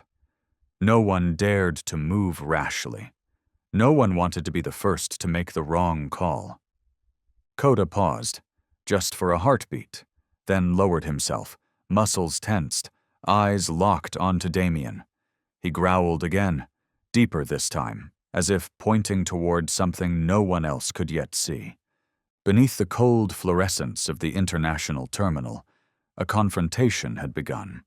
Not between guns or authority, but between reason and instinct. And this time, instinct was leading. The glass door to the isolation zone shut behind the man in the dark suit. For a moment, the atmosphere seemed to stall, as if the air itself was holding its breath. Damien Cross, if that truly was him, walked with an unnerving calm, each step measured like he was entering a summit hall, not the restricted perimeter of an international airport. Around his neck hung the diplomatic ID, slanted text, and embossed crest catching the light just so. His eyes scanned the room, not rushed, not hesitant, until they landed on Elena. She didn't need confirmation. Her instincts were louder than protocol. And when he reached the reception desk, gently placing his passport and a packet of documents onto the glass counter, the puzzle pieces began to fall into place. "My name is Daniel Cross," he said smoothly. "I've been dispatched under directive from the United States Embassy. A personal asset under my custody was misplaced on the incoming flight." His voice was refined, polished, like it had been rehearsed in mirrored rooms and press briefings. Not hurried, not nervous, just enough calculated poise to blur the lines between truth and manipulation. Elena opened the folder. Her eyes scanned the contents. Diplomatic passport, embassy authorization, even a notarized document bearing the U.S. government seal. It was all flawless, too flawless, like water that looked pure but carried a scent no one else seemed to notice. She remembered Ariel's words. He doesn't go the normal way. He always finds a way to make it all legal. And the phrase stuck with her. Personal asset. Not wife. Not child. Asset. Could you describe it more specifically? Elena asked, voice held at a neutral pitch. So we can assist with identification. He looked at her with unblinking brown eyes. A personal security device. It may have been misrouted into checked luggage. He leaned on the word device, letting it stretch with suggestion. Then he added with a faint smile, I'd be happy to assist, so long as we follow proper diplomatic channels. It was at that moment that Coda stirred. The Malinois rose, not with alarm, but with purpose. His paws moved slowly, almost ceremonially, his gaze locked on the man. No growl, no bark, just recognition. This wasn't a reaction to a suspicious object. This was something else. Recognition of a human presence, a memory in motion. Elena inhaled deeply. On paper, Damien would pass every check. But instinct, her own, and more importantly, Coda's, was telling her otherwise. Before she could act, another security officer approached, leaning in to whisper, "The handgun. We ran the serial. It matches a Beretta registered to Damien Cross." Elena's expression shifted, just slightly, but enough. Her eyes returned to Damien. She kept her composure, but the room felt narrower now, the air tighter, and then he tilted his head, as if he had expected this moment, as if he'd been waiting for it. A slow, crooked smile played on his lips, one that never reached his eyes. "Oh, so that's what this is about," Damien murmured, his tone more amusement than surprise. "I suppose you found the little gift I left for my wife." Elena clenched her fists. "You call a gun hidden beneath an infant's mattress a gift?" He didn't answer right away. Instead, he stared at her, and in that gaze was something far darker than anger. It was contempt. "You know what the problem is? Fragile women always believe that self-defense justifies turning everything into a tragedy. I only wanted back what was mine." His voice was steady, dispassionate, like he was talking about lost luggage.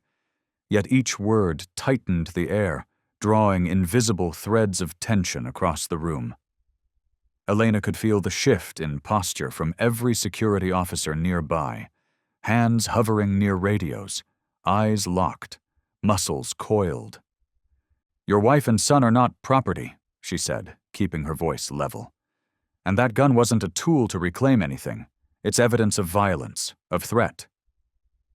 Damien didn't respond. He raised an eyebrow and stepped forward, just one measured step. "You have no idea what's happening above your pay grade. If I walk out of here today, you'll need more than a dog to protect the people you think you're saving." Coda growled. It wasn't just a sound. It was a reset, a rupture in the moment that yanked the room back to the present. Elena raised her hand in a clear gesture. "Hold position. No further steps." For the first time since entering, Damien halted. His eyes darkened, calculation flashing behind the facade. But the mask had cracked. Elena could see it now. This wasn't just a man with a forged identity. He wore a false face, layered, practiced, and now it was starting to fall apart. In a breath's time, she understood. If she let him move one step closer, control would shatter. "Team A and Team C, move in. Secure the target. No weapons drawn. Keep it clean," she spoke into the radio, her tone calm, almost weightless. But the units had already shifted. "Ready." Damien remained still, but his body was taut. His right arm hung at a slant, just enough for anyone trained in force to recognize the readiness for resistance. His stare wasn't passive anymore. It had become a blade, slicing across each face, each gesture. Elena moved closer, matching the force of his presence with stillness of her own. "You are breaching a Level 1 security protocol. This is a protected zone. One more step and we are authorized to act." Damien smirked. "Do you really think you can touch me without triggering an international incident?" She didn't reply, but the metallic click of safety latches disengaging behind him said more than words. Two officers appeared from either side, movements rehearsed and swift. One looped an arm around Damien's elbow, the other braced his back and wrist. He resisted, voice low and venomous. "You don't know who you're dealing with. I am the system." "That's exactly why," Elena said, stepping forward, her eyes unwavering. "We're going to check that system, layer by layer." They pinned him against the examination table. Coda moved with them, as if connected by an invisible cue, standing guard beside Elena, never breaking eye contact with Damien. A third officer scanned his body. No weapons, but there's a device embedded in his left upper arm. Looks like a chip, possibly a tracker. "Extract and seal it," Elena instructed. "All evidence will be transferred to higher security intelligence." Through clenched teeth, Damien hissed, "Everything I've done was to protect my family."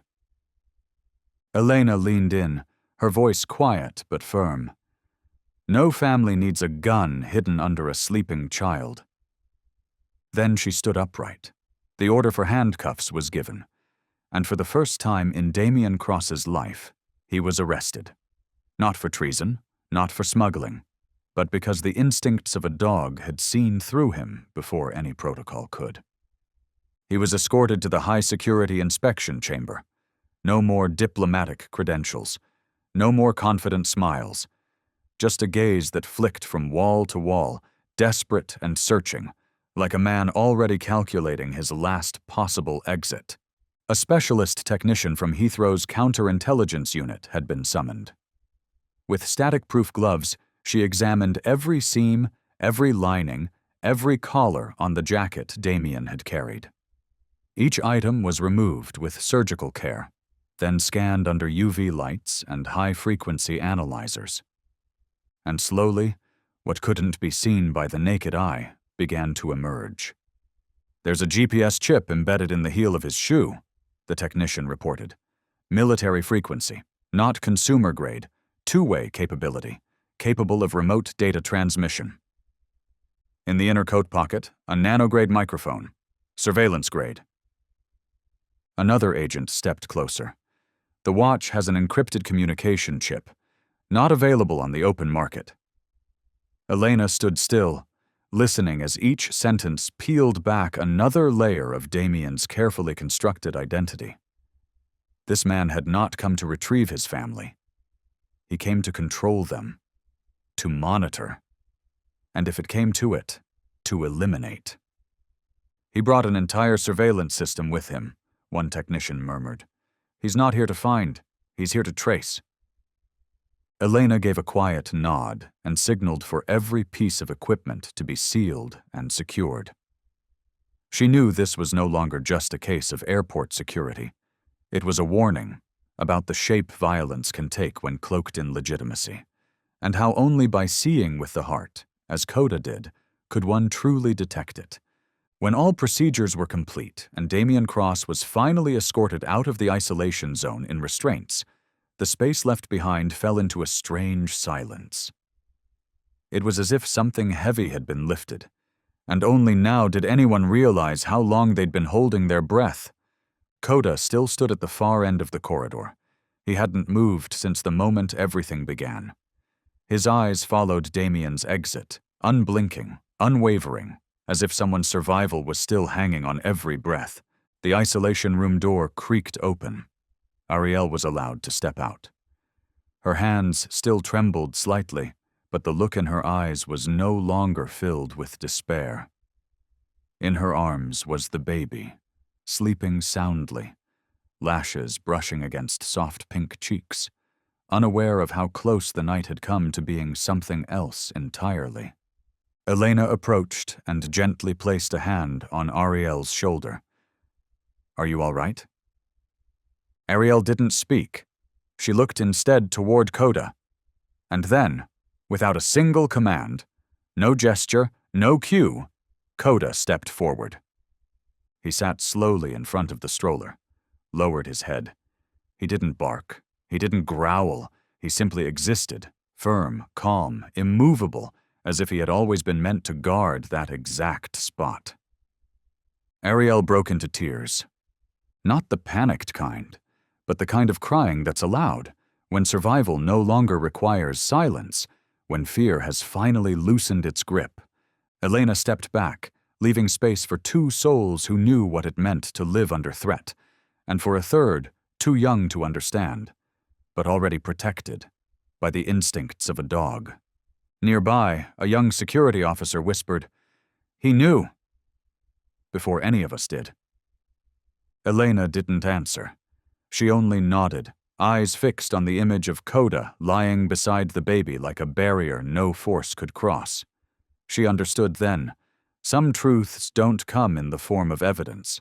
Some can only be confirmed through feeling. And Coda, with one bark, with one stare, had saved that woman's life. Not once, but twice. The next morning, a pale sunlight streamed through the thick glass walls of the emergency witness housing unit at Heathrow Airport. Ariel sat on a cold metal chair, a thin coat draped over her shoulders, arms wrapped around herself like she still couldn't believe she had survived the longest night of her life. Elena stepped inside, not as an interrogator, but as someone who had seen enough to understand that some truths cannot be written into reports, but must be listened to with the heart. Ariel looked up as she entered, then slowly reached into her shirt and pulled out a thin silver necklace. The pendant was an old, weathered cross. She unclasped it, laid it gently on the table, her hand still resting on it. "This isn't just a keepsake," Ariel said. Her voice was soft, barely above a whisper, but there was something in her eyes that had turned to steel. "It's the only thing I managed to keep when I left the house." Elena furrowed her brow, carefully lifting the pendant. She noticed a faint scratch near the edge, almost invisible, unless held directly under the light. Ariel reached for a metal pen and pressed it into the lower rim of the cross. A soft click sounded. The body of the cross opened, and inside, hidden beneath the silver shell, was a small, waterproof USB stick built to military specifications. Elena didn't speak. She simply looked at Ariel, silently asking the final question. "Everything's on this?" Ariel nodded. "I didn't know how else to prove what I've lived through. Every time I went to the police, they said there wasn't enough evidence. So I gathered it myself. Audio, hidden camera footage, photos of the bruises, everything, one by one." Elena held the USB like it contained a piece of truth no one had dared to touch. She knew that in the battle between victims and those with power, evidence wasn't just supportive. It was the only thing that could unlock justice. Ariel withdrew her hands and folded into herself again. "I almost deleted it, so many times. I thought if I kept it, I'd never be able to live like a normal person again." Elena responded gently, but with certainty. "But by keeping it, you and your son are still alive." Out in the corridor, Coda sat waiting. He didn't bark. He didn't move. But when Elena stepped out, he rose immediately, as if sensing that another truth had just been freed from the dark. Elena entered the verification room, a sealed space, windowless, lit by soft lights, with only the hum of the ventilation system and the blinking of a computer screen for company. Before her was the USB, now connected. A folder appeared on screen titled Home Truth. She opened it. Inside were 3 subfolders: Video, audio, and image. Elena clicked on the video folder first. The screen flickered to life with footage from a living room. The camera angle was off-center, clearly hidden. Ariel stood trembling. Damien stepped forward, voice raised, and threw a glass against the wall. The shattering sound rang out. He grabbed her shoulders, mouth moving violently, his words lost beneath a child's crying from another room. She skipped to another file. This time it was the kitchen. Ariel held the baby in her arms. Damien stood behind her, pointing a gun, not at her, but at the fridge. Then he turned and jabbed the weapon toward Ariel. His eyes weren't furious. They were disturbingly calm. Elena closed the video files and switched to audio. The recordings were brief, but each one was a blade. "If you leave, I'll find you, even if you crawl underground. That kid doesn't need a weak mother like you." In the image folder were photos, blurred but undeniable. A black eye, bruises along her neck, scans of her shoulder, CT images of her skull with attached medical reports. One image was a sonogram. A handwritten note read, "7 weeks gestation. Patient declines to explain cause of abdominal trauma." Elena stared at the screen. Not a single file invited doubt. Not one could be easily manipulated or edited to mislead. This was truth, recorded minute by minute in the silence of survival. And Ariel had endured all of it with nothing more than a silver chain and the raw instinct to live. When Elena stepped out of the data verification room, she said nothing. In her hands was a sealed envelope containing copies of the files. She held it tightly, as if carrying something both fragile and vital. Down the corridor, Ariel sat with her back straight, eyes fixed on the frosted glass window. There were no traces of tears anymore, only the quiet stillness of someone who had learned to endure. "Elena," she said softly, "I went to the police. More than once." Elena stopped in her tracks. "And they didn't act?" Ariel let out a faint laugh, not one of joy, but the resigned sound of someone far too used to being dismissed. "They came, some even wrote reports, but then everything disappeared. One time they called me in just to tell me they couldn't find clear evidence of physical harm, that the audio recordings weren't admissible." Elena clenched her fist. "Did Damien have connections in law enforcement?" "Not just connections. He was once a strategic security advisor on a joint task force between the military and police.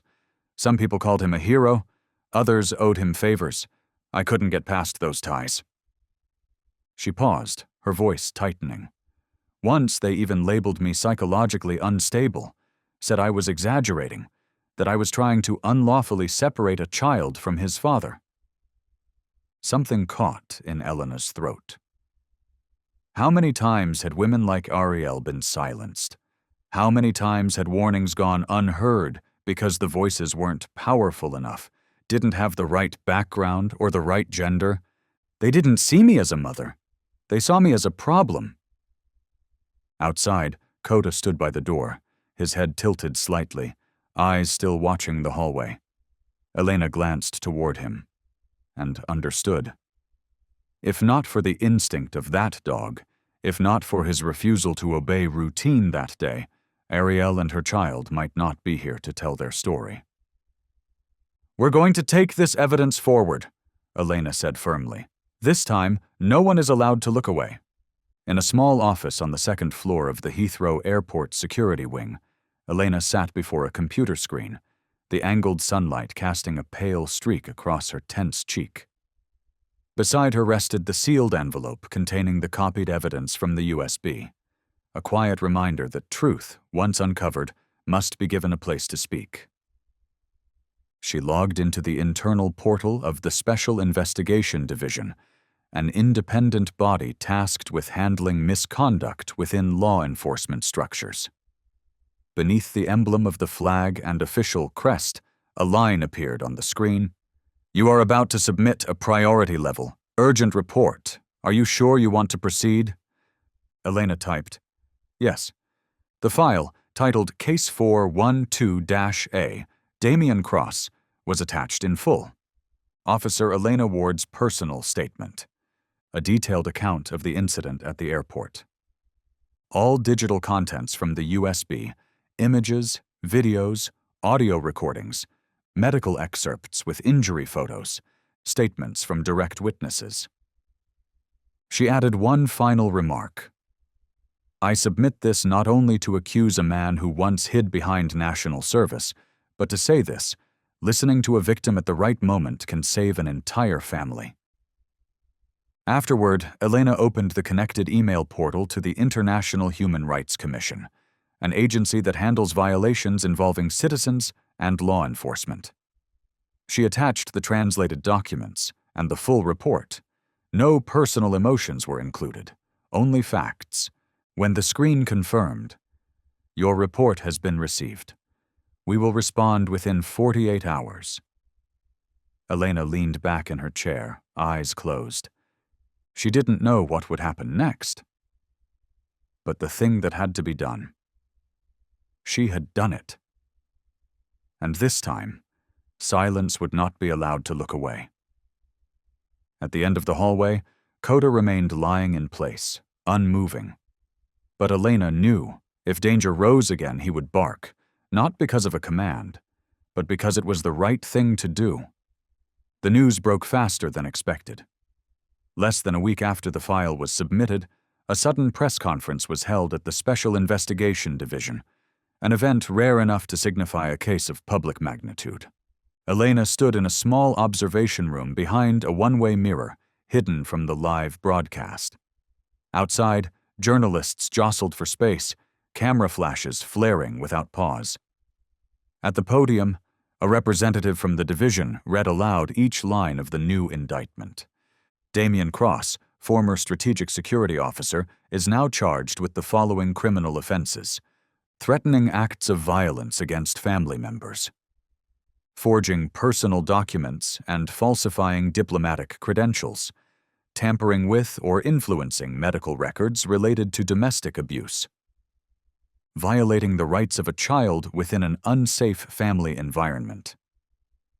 All charges, the speaker emphasized, are substantiated by digital evidence, visual documentation, audio recordings, and sworn witness testimonies. Elena clenched her fists when the final declaration was read. The defendant will be placed under high-risk surveillance and is barred from contacting any witnesses, family members, or individuals related to the case. Backstage, Ariel held her son tightly, her body trembling slightly with emotion. She remained unseen by the press, offered no statement, but her eyes were locked on the screen, where Damian's name now appeared beside the words, "Detained awaiting trial. High risk of retaliation." Elena moved closer and gently rested a hand on Ariel's shoulder. "It's not about winning," she said quietly. "It's that this time, no one dared to look away." Ariel glanced down at Coda, who now sat by her feet, his eyes fixed on the screen as if he understood every word. In that gaze, there was more than instinct. There was recognition. The truth, finally, had been called by its rightful name. When the conference ended, Elena and Ariel were ushered out through the back exit, shielded from the flashing lights of cameras and prying questions. The London night was damp and cold, but the sky in the north seemed softer now, like it was clearing the path for something new to begin. Their transport van stopped in front of a discreet brick building, home to the International Witness Security and Resettlement Office. Inside, Ariel and her son were formally informed.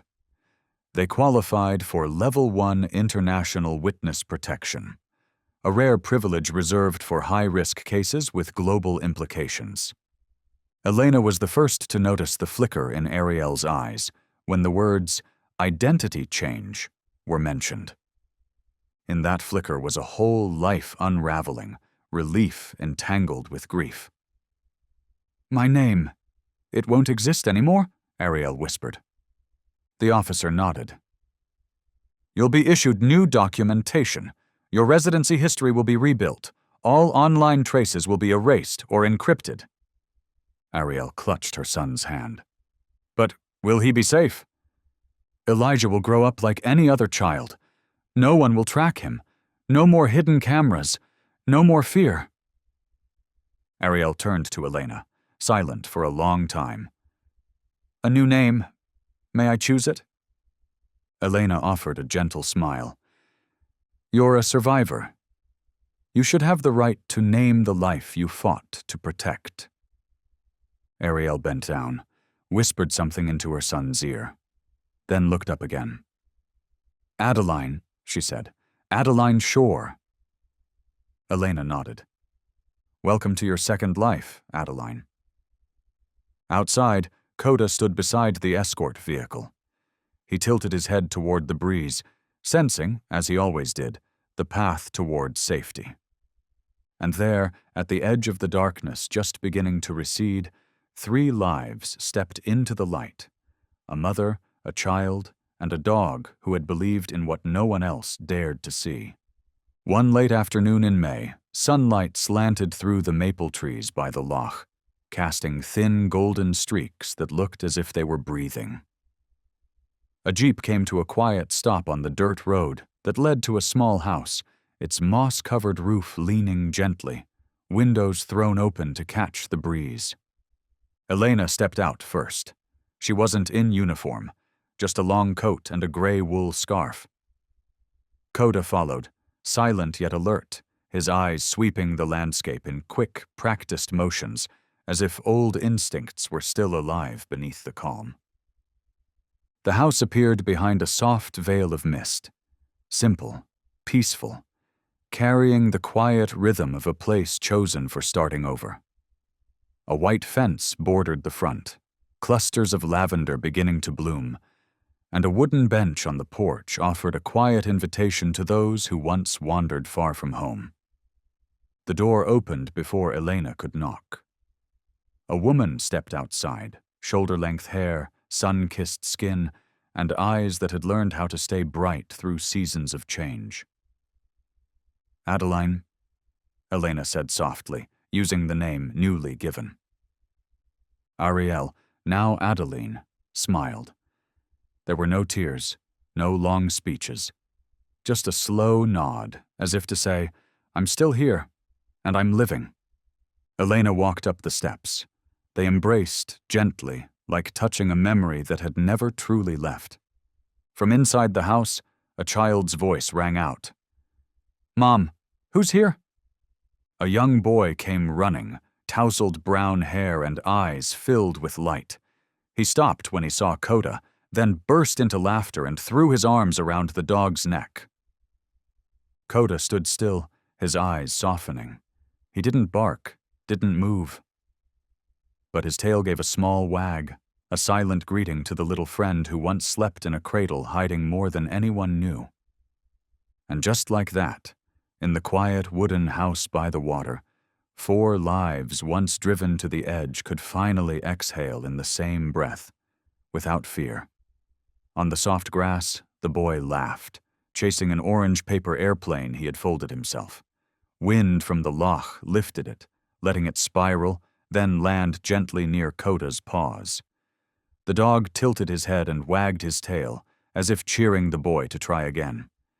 Elena sat on the porch bench, her hands wrapped around a steaming cup of tea. She watched the scene before her with a quiet gaze, rare in her long, pressured life of service. It was a moment that asked nothing of her. No alerts, no protocols, no orders to follow. Ariel, Adeline, came out of the house with a kitchen towel in hand, her hair loosely tied back. She sat beside Elena, her eyes resting on her son, who was now running in circles around the small yard lined with wildflowers. Every morning, he asks if there's enough wind for his plane to fly far, she said softly. Elena smiled. And today, is there? Adeline nodded. Today, the wind is gentle. In my heart, too. Her face no longer bore the tightness that once creased her brow. The shadows beneath her eyes had faded, replaced by color, by softness, by a smile no longer afraid. Slowly, she had learned to live without always looking behind her. The boy shouted, "Mom, I won!" Then sprinted toward them, diving into Adeline's arms, his hands wrapped around her neck with pride. Coda padded over, lying beside them, his head resting on the boy's leg like he had always belonged there.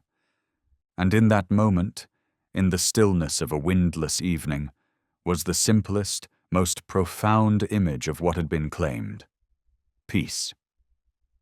Elena and Adeline sat together beneath the porch roof, their tea still sending up faint threads of steam. In front of them, sunlight poured through the leaves, scattering gentle patterns onto the wooden table.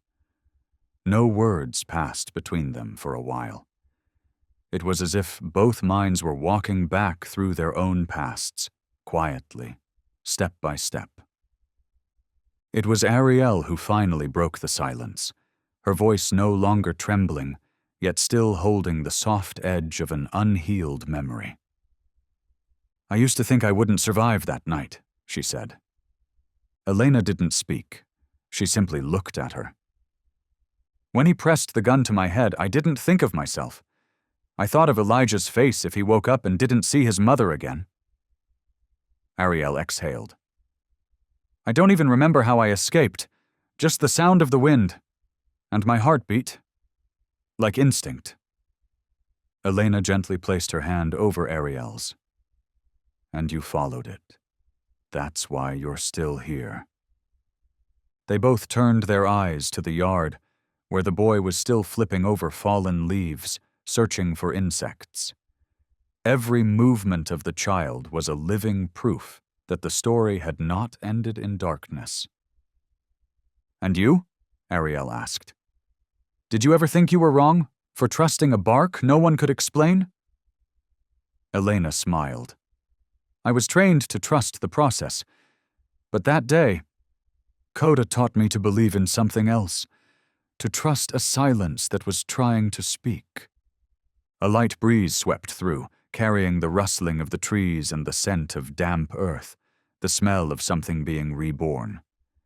And in that moment, both women, once victim and protector, now survivor and witness, nodded together, not to close a chapter, but to affirm that they had made it through, with courage, with trust. As the sun dipped behind the hills, the light turned pale gold, casting a gentle honeyed hue over the landscape. The boy sat cross-legged on the grass, arranging pebbles in neat lines. Coda lay close beside him, his body stretched out, head resting on his front paws, ears softly alert. He wasn't sleeping. He wasn't moving either. His eyes tracked each step, each laugh, each flutter of leaves near the child, like a living camera. But not cold, not mechanical. Watching with something deeper than duty, Ariel, now Adeline, watched quietly from a distance. She didn't call her son in, even as the air turned cooler with the early touch of evening. She seemed to understand that some moments were meant to be left untouched, just as Coda had left many things unspoken, yet never unattended. Elena walked over and sat beside the dog. Her hand rested lightly on Coda's strong back. "You still remember how to stand guard without being told, don't you?" Coda didn't answer, of course, but in his eyes was something Elena had seen before, a complete trust, not in the mission, in the people. The boy leaned against Coda without even thinking, his small head resting naturally along the dog's side, and Coda never looked away from the horizon, where there was no threat, only stillness. But to Coda, it was still a place worth watching. That was how he stood guard, not with teeth, not with bark, but with presence, quiet, steady, like a reflex that would never leave. Evening settled gently over the lake as the boy drifted into sleep, and the house filled with a soft amber glow. Adeline, poured more tea into Elena's cup, and sat across from her. There were no more eyes looking away, no trace of fear. Only the quiet steadiness of someone who had walked through the dark and come out on the other side. "You know," Ariel began, her voice calm now, "since moving here, I joined a small group, women who've survived abuse. There's a program called Adopt a Dog, meant to help them rediscover what safety feels like." Elena lifted her head slightly, listening closely. "It's simple," Ariel continued. "Each woman adopts a dog that's been abandoned, just like them. But it's not only about taking care of the dog, it's about bonding, learning to care again, and most of all, feeling protected." Her voice wasn't emotional, but rather thoughtful, like someone quietly recounting her own journey through the reflections of others.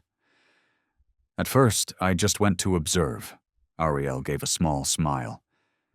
"But then I watched this one woman reach out and gently touch the back of a little dog that had been shaking in the corner. She said, 'I think it understands me, because it doesn't know what it means to be loved either.'" Elena said nothing. She didn't need to. We don't talk much about the past. But in the eyes of those dogs, and in the way those women begin to change, I saw something. Sometimes the fastest way to heal a soul is to let it help heal another. A soft breeze passed by, carrying with it the distant rhythm of waves meeting the shore. Elena nodded. Inside her something stirred, like Coda's first bark, a sound that needed no translation. Elena leaned back, letting the cool of night brush the edge of her neck. She smiled, a quiet contemplation in her eyes. "Your story reminded me of someone named Reuben. He lives in South London," she said, her voice almost a whisper beneath the crackle of the fire outside. "He used to be a firefighter. After a blaze where he couldn't save a family, Reuben pulled away from everything, his job, his friends, the world, until he met a dog named Max. Max had been left behind in another fire, terrified, refusing to step into darkness, and slowly, their broken pieces found each other." Ariel listened without interrupting. Elena continued. "I saw them in the park once. He was sitting there reading, Max resting by his side. I asked him, 'What did you do to make Max trust again?' And Reuben said, 'I didn't do anything, I just stayed.'" Elena looked toward the window, where Coda lay near the boy. "I think dogs don't change us with some grand gesture. They change us by simply being there, at the right time, in the right place, in exactly the way we need." Ariel nodded. "Like Coda did for me." Elena smiled gently. "And for me too. Coda redefined what trust means to me. It's not something you prove. It's something you choose." Silence wrapped around them like a heavy blanket, not weighty, but warm. Two women, once strangers, now held together not just by their shared hardships, but by the quiet strength of a creature who couldn't speak, yet taught them how to listen. A peaceful pause followed Elena's story. In that moment, only Coda's steady breathing and the soft glow of lamplight filtering through the window remained. Ariel stood and walked to the glass. She looked out to where Coda still lay beside the porch, his head slightly tilted toward the door, eyes not quite closed. "Elena," she said quietly, "have you ever thought, maybe Coda didn't come to save anyone?" Elena stepped beside her. "What do you mean?" "Maybe," Ariel whispered. "He came to remind us that there's a world inside ourselves that needs saving too, one we often forget." Their eyes met. There was nothing more to say. Coda, with his alert ears and quiet posture, was more than a loyal companion, more than a hero in the shadows of an airport. He had become a symbol of something greater, presence without words, trust without demands, and a bond that reached beyond the scars no one else could see. Elena remembered every bark, every moment Coda had stood between danger and safety, not because he was told to, but because he felt it. And now, in the stillness of this small lakeside home, she understood what Coda had truly given them. It wasn't just safety. It was a door back to something they thought they had lost: trust, connection, and the quiet miracle of a heart still willing to believe in the world. On the way back to London, Elena pulled over on the shoulder of a quiet hillside road where wild grass swayed and the faint outline of a Scottish lake shimmered far behind her. The early morning wind rustled through the low trees, stirring the leaves with the sound of a whispered conversation. Coda lay in the back seat, eyes half closed, but his ears still flicked in response to the subtle shifts of the world around him. Elena leaned her elbows on the steering wheel, eyes fixed on that distant glint of water.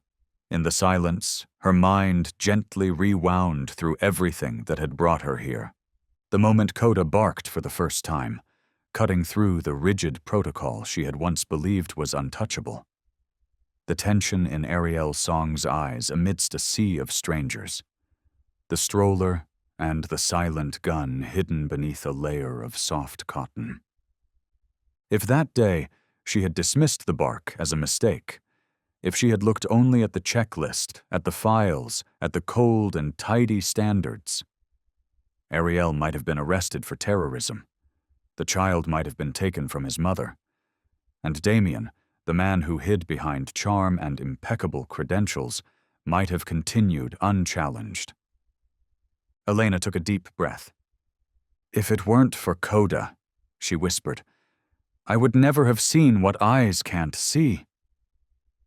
The heart, something she had learned to set aside through years in the security field, had been brought back to her, not through logic, but through presence. Through a dog who never needed to speak to be understood. She turned to look at him. Coda still lay quietly in the back seat. He needed no command, no call. He was simply there, as he had always been. Elena started the engine, then stopped it again. In her chest, a question stirred gently.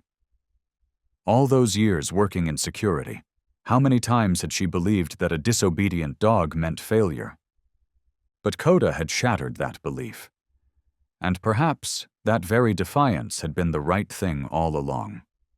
No one had ordered Coda to leap toward the stroller. No alarm had triggered his bark. No warning light, no audio cue, no measurable signal had confirmed the threat. There was only instinct. Something in the air, in the rhythm of breath, in a flicker of the eye, in the tremble of a woman's hand. Something only Coda had felt. He had trusted the one thing every training manual tries to tame: intuition. Elena glanced into the rearview mirror. Coda still lay there. He didn't wag his tail. He didn't nuzzle her shoulder like a dog waiting for praise.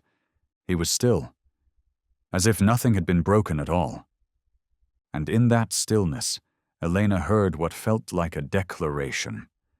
A dog does not need a command to know how to protect.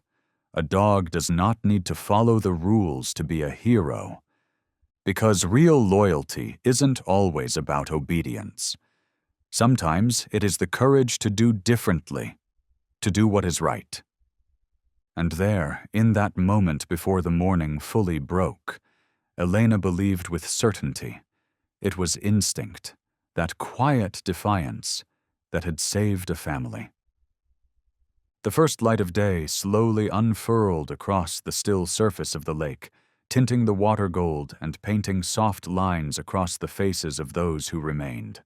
A small boy sat on the wooden porch, his tiny hand gently stroking Coda's back. With every touch, Coda closed his eyes and tilted his head ever so slightly, as if embracing the entire world through that one gesture. Behind them, Ariel sat quietly on the steps. Her dark hair fell softly over her shoulders, and her gaze followed the two figures before her with a tenderness that said this quiet moment was something she had once only dreamed of, but never truly believed would come. She didn't speak. She simply smiled. Not a forced or polite smile, but one that flowed effortlessly from the kind of peace it takes years to reclaim. Elena stood at the edge of the yard, hands tucked into her coat pockets, eyes drawn toward the lake. There was nothing left to say. The journey was over. Every question had found its answer. Every wound had begun to heal. And only one truth remained, the one that had always been there, though it took a long road to finally see it. That sometimes, to save someone, you don't have to make noise. You just have to stay still, stay present, and stay when it matters most. Kota lifted his head, eyes catching the new light dancing on the water's edge. He didn't bark. He didn't move. But that presence, that quiet, unwavering presence, was the most beautiful sound of a morning where life was beginning again. Kota was not a perfect dog. He didn't always follow commands. He didn't always move according to protocol, and that was exactly why he mattered. Because in a world where everything can be trained, conditioned, or automated, loyalty and instinct remain the rarest things that cannot be replicated. The story of Ariel, the little boy, and Kota wasn't just about an incident at an airport. It was a reminder of the unseen bonds between people and dogs, where a single glance can become a lifeline, where a dog, even one trained to obey, might still choose to act from love and instinct. German Shepherds, Malinois, or any other breed. They weren't born to be tools. They were born to love, to protect, and sometimes to guide us, right at the moment we're about to fall. So love them, cherish them, honor them as they have loved us, unconditionally, without demand. Sometimes with nothing more than a single bark at just the right time.